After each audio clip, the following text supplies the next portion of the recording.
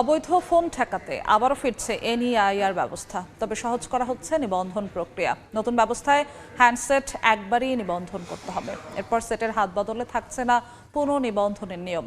বাদ যাচ্ছে গ্রাহকের এনআইডি, সিম নম্বর এবং আইএমইআই নম্বর একসঙ্গে ডাটাবেজে যুক্ত করার বিধান। শুভ খানের রিপোর্ট।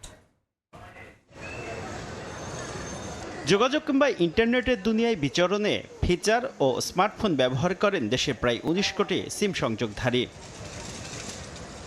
খাত সংশ্লিষ্টদের তথ্য ২০,০০০ কোটি টাকার হ্যান্ডসেটের বাজারে বছরে চাহিদা প্রায় ৩ কোটি পিস। এর মধ্যে প্রায় ৪০% শুল্ক ফাঁকি দিয়ে আনা অবৈধ ফোনের দখলে। এতে বছরে ২,০০০ কোটি টাকা রাজস্ব হারাচ্ছে সরকার। ঘটছে মোবাইল কেন্দ্রিক নানা অপরাধ।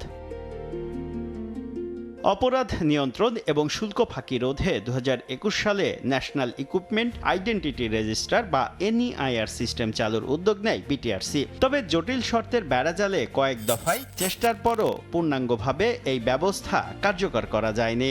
এবার শর্ত সহজ করে হ্যান্ডসেট নিবন্ধন ব্যবস্থা কার্যকরের উদ্যোগ নিয়েছে সরকার, যেখানে বৈধ অবৈধ নিশ্চিতে হ্যান্ডসেট একবারই নিবন্ধন করতে হবে। এরপর আর সেট বিক্রি বা হাত বদলে নিবন্ধনের বাধ্যবাধকতা থাকছে না। নেটওয়ার্কের সচল আনঅফিসিয়াল ফোনও বন্ধ হবে না। বিদেশ থেকে ফোন আনতে মানতে হবে এনবিআর এর বিধান।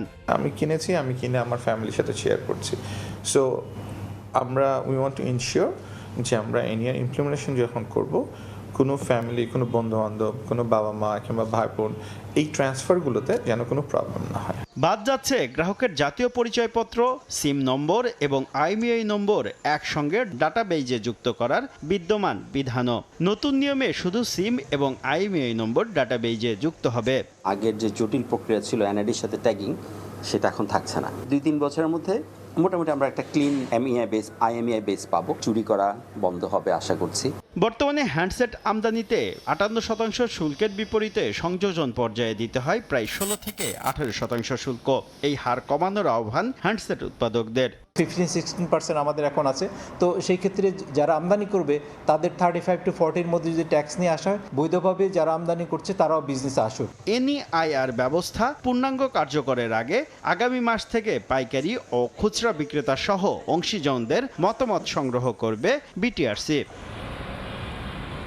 শুভ খান, সময় সংবাদ, ঢাকা।